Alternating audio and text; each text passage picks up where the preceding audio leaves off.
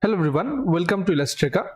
In this video, I'm going to explain two different approaches of a slab design. One is the conventional coefficient based approach, which is given in our code, and the other one is the stiffness based approach. So let's get started. So first of all, I'll open the code IS 456-2000, and here if you go to NXD clause 24.4 and 37.1.2, so here we have this two-way slab design approach, and it is based on the coefficient approach, right? The coefficient method. So here we need to find out the different type of panels, and based on that we can choose the coefficients, okay, for shorter span and longer span.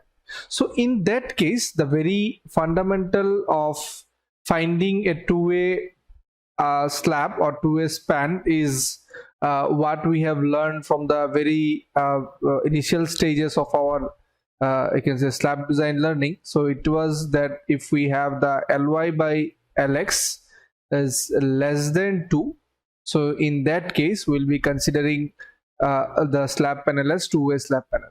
Okay, so and what we have also learned, let me open the whiteboard so that it will be easy for us to understand. So first of all, we have learned that if we have Ly by Lx less than 2, then it will be my two-way slab, right? Two-way slab. And if Ly by Lx is greater than 2, in that case it will be my one-way slab. Okay, so suppose we have a slab panel like this. Okay, let me make it. Okay, let me just give some value. Suppose it is 5 meter by 5 meter, though I have drawn it as a rectangular. Well, let us consider that this is a 5 meter by 5 meter slab, and we have beams here.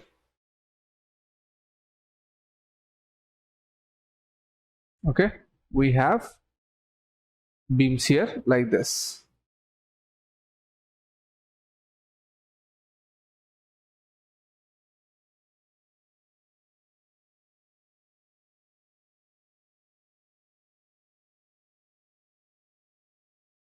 Like this. Okay, and so this is our slab. So as it is 5 meter by 5 meter, so the longer span is also 5 meter, the shorter span is also 5 meter. Okay, so the Ly by Lx is equal to 1, which is less than 2, hence we can consider it as two-way slab, right? Now if I draw another you can say, if I draw another panel here like this,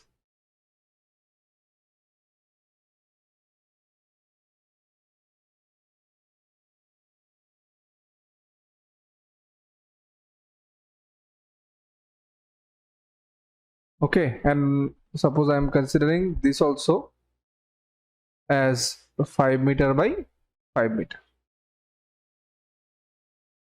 right? So what we expect, that as these panels are 5 meter by 5 meter and these are my beams, and it is separated by these beam supports. Okay, so in that case how the load distribution will be, we know the inline theory. So we'll be distributing, the load will be distributed to the slabs based on this area, which is the trapezoidal area, and you can say triangular area. Okay, so similar to this it will be distributed here also.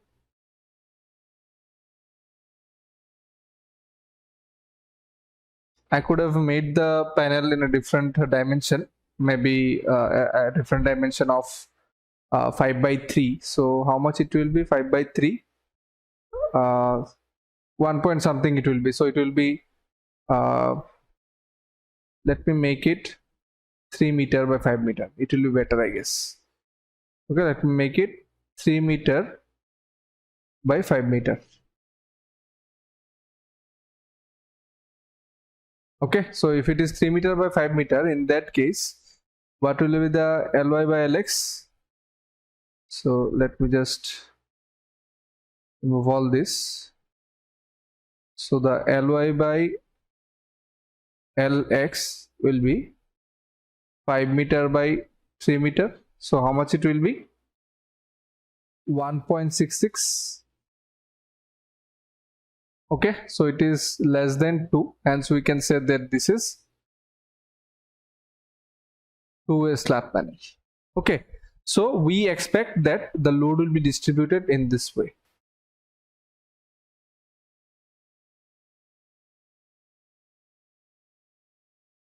Right?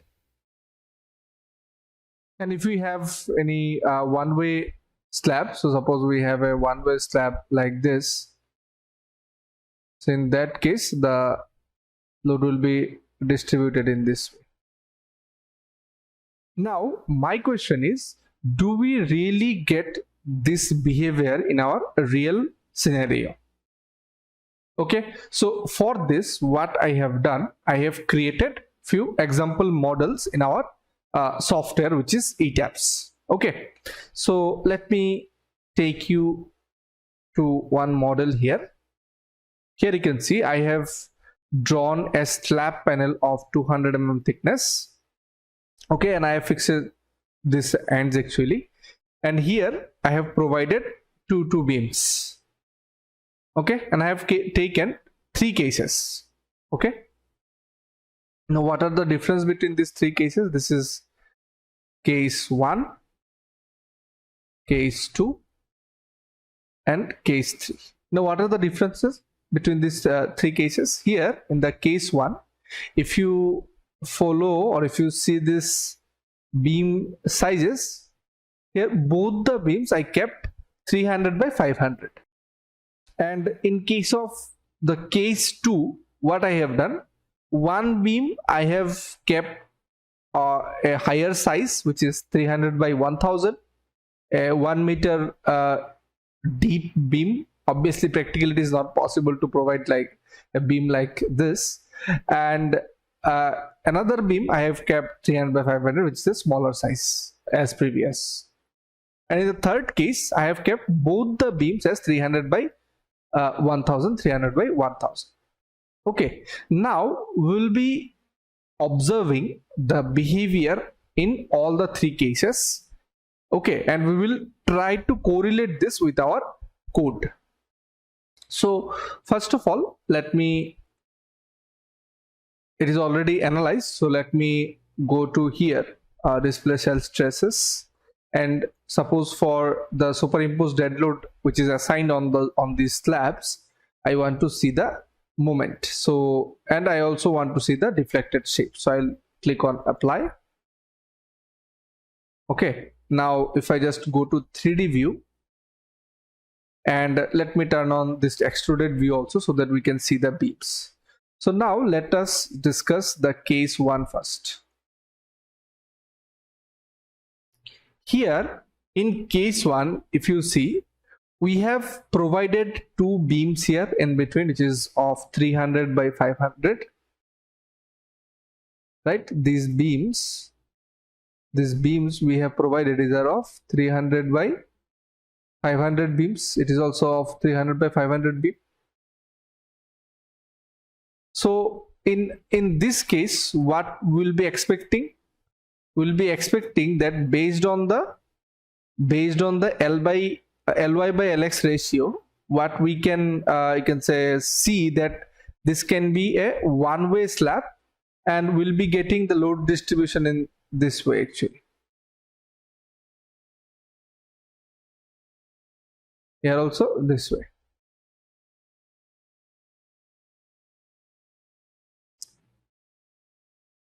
Right? This is what we expect from our general approach, from our code-based approach. But when we are seeing the FEM analysis result here, and we are seeing the moments here with the deflected shape, we can see that the slab panel as a whole, like if we see that we are expecting to have 3 slab panels here, as we have 2 beams dividing the slab panels, but here the beams are also deflecting significantly with the slab. The beams are also deflecting significantly with the slabs, and the slab moment distribution, if you see and on the slab, the moment distribution is happening in this way.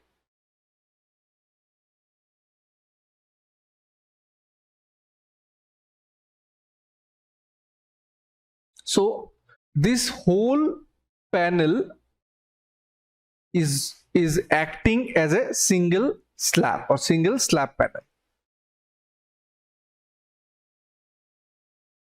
Though we have these 2 beams of 300 by 500 size, still this whole panel is acting as a single panel, and from the center of the panel, this is the load distribution. So here we have the positive moment, and here we are getting the negative moments, right? If you see here, the negative moments here, so that means this is the hogging moments we are getting. Here also we are getting some hogging moments, and here we are getting the sagging moments or the positive moments. So that means that if we have a beam of 300 by 500 or 300 by 600 and a slab of 200 mm thickness, those beams sizes are not sufficient enough to divide the slab panel into 3 or you can say different panels, right? Now then, how much should be the size? How much should be the beam size or beam dimension? So let us now go to the second option. If you see the second option, here also what we expect that we have given 2 beam sizes. One is 300 by 1000, another one is 300 by 500, and as per the code based approach or the coefficient approach, we expect this we will be getting 3 different, you can say, slab panels. But here the scenario is completely different. What happened? As we have provided a beam of very high depth here, so we are having a very greater stiffness here. So as we are having a higher stiffness compared to the stiffness of the beam of 300 by 500 dimension, so what happened here? We have already seen that this beam is not you can say stiff enough to divide the slab. So what happened? That this particular area, including the beam 300 by 500, is converted to one panel, suppose panel 1, and the other area from this side of this stiffer beam has become a different panel, which is panel 2. Okay, so if you see here the moments, so here in this stiff beam area we are getting negative moments, here in between we are getting positive moments, that means the sagging moments even on the beam also, and here also in between we are getting positive moments, at the ends we are getting negative moments, that means the hogging moment. So that means this has become a single panel, and here including this smaller beam we have got a single panel. So we have got 2 panels here. So here also it is not matching with what we have expected as per our coefficient based approach. Now if we see the third case, where in both the cases we have provided higher depth of you can say beam. So what you can see now in this case we can see the expected result. So we can see in this panel we are having hogging moment in a sagging moment in the at the mid span, hogging moment at the end span. You can see here, right? Though the hogging moment value is very less, but still we are getting some hogging moment actually. Here also at the mid span we are getting sagging moment, at the end we are getting hogging moment, and here also we are getting sagging and hogging moments, right? So that means now it has become a panel 1, panel 2 and panel 3, though we are not getting a significant amount of hogging moment here, right? So what we can see here, that with a beam size of 300 by 1000 we are close to get an expected result that we will be having from the coefficient based approach. So if we expect that the beam will be dividing the slab panel into different or number of slab panels, so in that case the beam should be stiffer enough to do so. And how much stiff and what should the dimension need to be provided, you can see from this analysis results. Obviously these are very impractical. It is not possible to provide a beam of we can say 1000 mm depth. In very rare cases we will be providing, but in general cases it is very hard to provide a beam of 1000 mm depth, right? So whenever we are providing a beam of maybe 300 by 500 or 300 by 600 based on our thumb rule, or you can say code based approach. Okay, for deflection control, so we use the thumb rule of L by 12 to L by 10, right, for the beam depth. So now if we are using those rules and providing the beams, and we expect that it will be acting as per our you can say code based approach, so in that case we will be wrong. Here the beam will not divide the slab into different panels, but it will deflect with the slab. And if we have a stiffer beam, as we have seen here, in that case, based on the relative stiffness of the beams or the supports, we will be having the distribution of panels and distribution of loads, right? The way the moment is distributing, this is the way the load is also distributing here, right? So it is not the way we have expected, like the trapezoidal and triangular you can say area will be getting, and based on that area it will be distributing the loads. So it is not the same actually. Here based on the relative stiffness we are getting the loads distributed to the adjacent you can say supports. So here these beams are not actually acting as a support, because we are not getting any hogging moment in this case, right?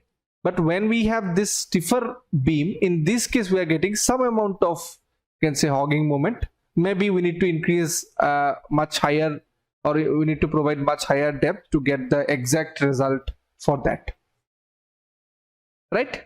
So that means the code based approach that we are using, in that case, if we use, suppose this, in the second case we are using the code based approach. So what we have done, we have divided these panels into three different panels, and we are expecting that from this slab the load will be distributed to this beam, and from this slab it will be distributed to this beam based on the trapezoidal area. So we are not exactly considering the actual behavior of the slab or actual behavior of the beam integrated with the slab. So we may end up providing higher reinforcement in the beam. We may end up providing you can say very different reinforcement in different zones based on the codal approach. Okay, so now why we use this codal approach? See, this stiffness based approach, it is not possible to do by hand. We need to use some sort of software. So when we are doing this professionally in a professional firm, we need to have a licensed version of these softwares, which are very costly. So in that case, whenever we'll be using a general approach, or you can say we'll be designing some small structures. So what we have to do, we have to rely on those manual calculations, and while doing the manual calculations, it is not possible to do the stiffness I can say based approach. So that's why code has given some I can say the coefficient method, or say coefficient based approach, and these values are acquired based on some ideal conditions. Okay, so considering our structure, or you can say assuming our condition as the same as mentioned in the code, we design the slabs using this coefficient method, right? So the more accurate and the more you can say precise method, if we see, it is the stiffness based method. And obviously the load is not distributed based on those trapezoidal and triangular area, so it is actually based on the relative stiffness. Okay, so similarly I have created three structural models. So if you see here, we have a slab span of 5 meter by 5 meter. So it is a two-way slab we expect, but here if you see, the load is distributing only in one-way direction, and the beam is deflecting with the slab itself here, right? So here the hogging moment is very less actually. Now if you see the second case, this is my case 2, where I have used a higher depth of beam. Here I have used a very less depth of beam, which is 300 by 300, means the 300 depth. So here you can see we are hardly getting the hogging moment. So the whole beam is deflecting, or you can say the whole beam is bending with the slab. Okay, and here if you see the load, you can say moment distribution, it is also, we can see that it is distributing in one-way direction only, right? Now if you see this one here, we have, you can easily understand that we have provided a higher depth. And now here if you see the moment diagram, it is distributing the load obviously in all the 4 directions, that means 2 directions, that means in this direction, y direction, also in the x direction. That's why we are getting this kind of moment diagram, and here we are getting a considerable amount of hogging moment also, right? And if you see here, let me go to the other. Here this whole slab from here to here is acting as a single panel. If you see here, this whole slab from here to here is acting as a single panel, because here also the beams are bending like this. So these beams are not exactly acting as a support, these are also bending with the slab, right? Now if you see here in this condition, so it is pretty clean and clear to all of us that this is one panel and the load is distributing like this, and so the moment, this is another panel and this is another panel. Very clear a view we are getting, right? So this is the very precise approach to I can say design a slab, the stiffness based approach, or you can say how the load is being distributed. The load is being distributed based on the relative stiffness of the beams, or you can say the supports. Okay, so now as I have just explained that this code based approach is provided to do the job manually, to do it I can say easily by hand, but in absence of the software tools, because every time it is not possible to do the things in software. So in that case we have to be in the conservative side and will be using the coefficient based approach.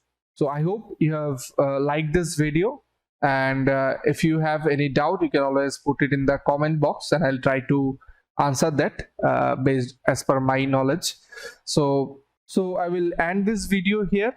Thanks for watching, and I will see you in the next video.